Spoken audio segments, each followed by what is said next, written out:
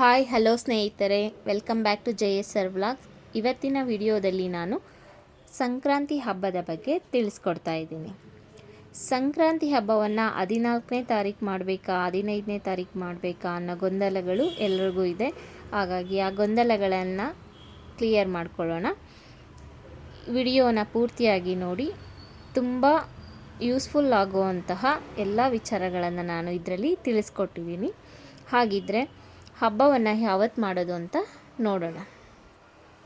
ನಮ್ಮ ಹಿಂದೂ ಪುರಾಣಗಳ ಪ್ರಕಾರ ಹಬ್ಬಗಳನ್ನು ಯಾವಾಗ ಆಚರಣೆ ಮಾಡಬೇಕು ಅಂತ ತಿಳ್ಕೊಳ್ಳೋದಕ್ಕೆ 2 ಸಿದ್ಧಾಂತಗಳಿವೆ. ಒಂದು ದೃಕ್ ಸಿದ್ಧಾಂತ, ಎರಡನೇದು ಪೂರ್ವ ಸಿದ್ಧಾಂತ.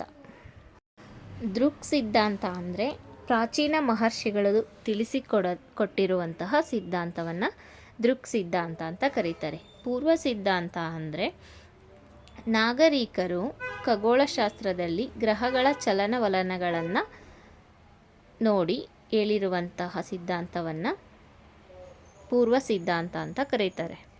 ಹಾಗಿದ್ದರೆ ನಾವು ಇಲ್ಲಿ ಯಾವ ಸಿದ್ಧಾಂತವನ್ನು ಅನುಸರಿಸಬೇಕು ಅಂದರೆ ನಾವು ಇಲ್ಲಿ ಪೂರ್ವ ಸಿದ್ಧಾಂತವನ್ನು ತಗೊಬೇಕಾಗುತ್ತೆ. ಅದರಲ್ಲಿ ಏನು ಹೇಳಿದ್ದಾರೆ, ಯಾವಾಗ ಸ್ಟಾರ್ಟ್ ಆಗಿದೆ ಅದನ್ನು ನೋಡಿಕೊಂಡು ನಾವು ಹಬ್ಬವನ್ನು ಮಾಡಬೇಕಾಗುತ್ತೆ. ಹಾಗಿದ್ರೆ ಪೂರ್ವ ಸಿದ್ಧಾಂತದಲ್ಲಿ ಸೂರ್ಯನು ಧನುಸ್ಸು ರಾಶಿಯಿಂದ ಮಕರ ರಾಶಿಗೆ ಜನವರಿ 14 ರಾತ್ರಿ 9 ಗಂಟೆಗೆ ಪ್ರವೇಶ ಮಾಡ್ತಾರೆ. ಆವಾಗಿನಿಂದ ಸಂಕ್ರಾಂತಿ ಶುರುವಾಗುತ್ತೆ. ಹಾಗಿದ್ರೆ ರಾತ್ರಿ ಸ್ಟಾರ್ಟ್ ಆಗೋದ್ರಿಂದ ನಾವು ಮಾರನೇ ದಿನ ಬೆಳಗ್ಗೆ ಜನವರಿ 15ಕ್ಕೆ ಸಂಕ್ರಾಂತಿ ಹಬ್ಬವನ್ನು ಆಚರಣೆ ಮಾಡಬೇಕಾಗುತ್ತೆ. ಕೆಲವು ಎಲ್ಲ ಧರ್ಮಕ್ಷೇತ್ರಗಳಲ್ಲಿ ತಿರುಪತಿ ಆಗಿರ್ಬೋದು, ಶೃಂಗೇರಿ ಆಗಿರ್ಬೋದು, ಆ ಕಡೆ ಎಲ್ಲ ಜನವರಿ 15ನೇ ತಾರೀಕೆ ಹಬ್ಬ ಮಾಡ್ತಾರೆ. ನಾವು ಸಹ ಜನವರಿ 15ನೇ ತಾರೀಕೆ ಹಬ್ಬವನ್ನು ಆಚರಣೆ ಮಾಡಬೇಕಾಗುತ್ತೆ. ಆ ದಿನ ನಾವು ಏನೇನು ಮಾಡಬೇಕು ಅಂತ ಹೇಳಿದ್ರೆ, ಬೆಳಗ್ಗೆ ಬೇಗ ಎದ್ದು ಎಲ್ಲ ವಿಶೇಷ ಹಬ್ಬ ಹರಿದಿನಗಳಲ್ಲೆಲ್ಲ ಬೇಗನೆ ಬ್ರಹ್ಮಮುಹೂರ್ತದಲ್ಲೇ ಎದ್ದು ಸ್ನಾನ ಮಾಡಿ ಪೂಜೆ ಮಾಡೋದ್ರಿಂದ ನಮಗೆ ಎಲ್ಲ ಪುಣ್ಯ ಫಲಗಳು ಸಿಗ್ತವೆ ಅಂತ ಹೇಳಲಾಗುತ್ತೆ. ಹಾಗಾಗಿ ಬೇಗನೆ ಎದ್ದು ಸ್ನಾನ ಮಾಡಿ, ನಾವು ನದಿಗಳಲ್ಲಿ ಅಲ್ಲಿ ಇಲ್ಲಿ ಹೋಗಿ ಸ್ನಾನ ಮಾಡೋಕ್ಕಾಗಲ್ಲ, ಮನೆಯಲ್ಲೇ ಹೇಗೆ ಮಾಡಬೇಕು ಅಂದರೆ ನೀರಿಗೆ ಎಳ್ಳನ್ನು ಬೆರೆಸಿ ಸ್ನಾನ ಮಾಡೋದ್ರಿಂದ ಆ ಫಲಗಳು ನಮ್ಮ ದೇಹಕ್ಕೆ ಸಿಗುತ್ತೆ ಅಂತ ಹೇಳಲಾಗುತ್ತೆ. ಸ್ನಾನ ಮಾಡಿ ನಂತರ ರಂಗೋಲಿಯನ್ನು ಹಾಕಿ ಮನೆ ಬಾಗಿಲಿಗೆ ರಂಗೋಲಿ ಹಾಕಿ ದೇವರ ಮನೆಯಲ್ಲಿ ಬಂದು ದೇವರಿಗೆ ನೈವೇದ್ಯವನ್ನು ಅರ್ಪಿಸಿ, ಪೊಂಗಲ್ ಆಗಿರ್ಬೋದು, ನಿಮಗೆ ಏನು ನೈವೇದ್ಯ ಮಾಡೋಕ್ಕಾಗುತ್ತೆ ಸಿಹಿ ತಿಂಡಿ ಏನೇ ಆಗಿದ್ರೂ ಮಾಡಿ ನೈವೇದ್ಯವನ್ನು ಅರ್ಪಿಸಿ ಪೂಜೆಯನ್ನು ಮಾಡಿ, ತದನಂತರ ಸೂರ್ಯನಿಗೆ ಆದ್ಯವನ್ನು ಮಾಡಬೇಕಾಗುತ್ತೆ. ಸೂರ್ಯನಿಗೆ ಆದ್ಯವನ್ನು ಮಾಡಿ ಪೂಜೆಯನ್ನು ಸಲ್ಲಿಸಿ, ತದನಂತರ ದೇವಸ್ಥಾನಕ್ಕೆ ಹೋಗಿ ದೇವರ ದರ್ಶನವನ್ನು ಮಾಡಿ ಪೂಜೆ ಮುಗಿಸ್ಕೊಂಡು ಬಂದು ನೀವು ಹಬ್ಬದ ಅಡುಗೆಗಳನ್ನು ಮಾಡ್ಕೊಬೋದು. ಆ ದಿನ ಏನೇ ಸಿಹಿ ತಿಂಡಿಗಳು ಹಬ್ಬದ ಅಡುಗೆಗಳನ್ನ ಮಾಡ್ಕೊಬೋದು. ಮತ್ತು ಆ ದಿನ ವಿಶೇಷವಾಗಿ ಗೆಣಸು, ಅವರೆಕಾಯಿ, ಕಡಲೆಕಾಯಿ ಬೇಯಿಸಿ ದೇವರಿಗೆ ನೈವೇದ್ಯವನ್ನು ಇಡ್ಬೋದು. ಹಾಗೆ ಎಲ್ಲರಿಗೂ ದಾನವನ್ನು ಮಾಡಬೇಕು ಅವತ್ತು ಅಂತ ಹೇಳಿದ್ರೆ ಗೆಣಸು, ಕಬ್ಬು, ಎಳ್ಳು, ಬೆಲ್ಲ ಬೀರೋದು ಆಗಿರ್ಬೋದು, ಅವೆಲ್ಲ ದಾನ ಮಾಡಬೇಕು. ಹಾಗೆ ಕುಂಬಳಕಾಯಿಯನ್ನು ದಾನ ಮಾಡೋದ್ರಿಂದ ತುಂಬ ಒಳ್ಳೆಯದು.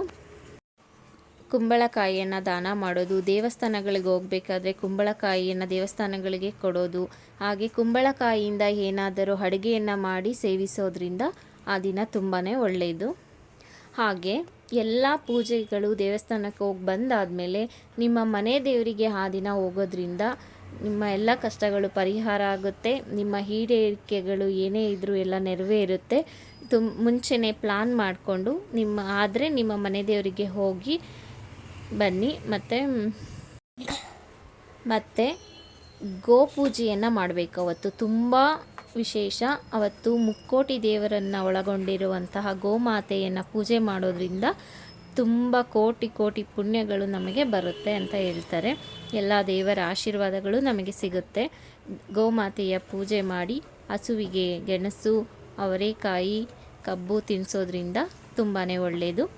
ಹಾಗೆ ದೇವ್ರ ಮನೆಯನ್ನು ಯಾವಾಗ ಕ್ಲೀನ್ ಮಾಡ್ಕೊಬೇಕು ಅಂದರೆ ಸೋಮವಾರ ದೇವ್ರ ಮನೆಯನ್ನು ಕ್ಲೀನ್ ಮಾಡ್ಬೋದು. ಯಾಕಂದರೆ ಸೋಮವಾರ ದೇವ್ರ ಮನೆಯನ್ನು ಕ್ಲೀನ್ ಮಾಡ್ಕೊಬೋದು. ಮಂಗಳವಾರ ದೇವ್ರ ಮನೆಯನ್ನು ಕ್ಲೀನ್ ಮಾಡೋ ಹೋಗಿಲ್ಲ. ಬುಧವಾರ ಏಕಾದಶಿ ಬಂದಿದೆ, ಅವತ್ತಿನ ದಿನ ಎಲ್ಲರೂ ಕೆಲವರೆಲ್ಲ ಉಪವಾಸ ಇರ್ತಾರೆ, ಹಾಗಾಗಿ ಮಾಡೋದಕ್ಕಾಗಲ್ಲ. ಬುಧವಾರ ಬೆಳಗ್ಗೆನೂ ಮಾಡ್ಕೊಬೋದು, ಇಲ್ಲ ಸೋಮವಾರ ಮಾಡಿಕೊಂಡ್ರೆ ಬೆಟರು.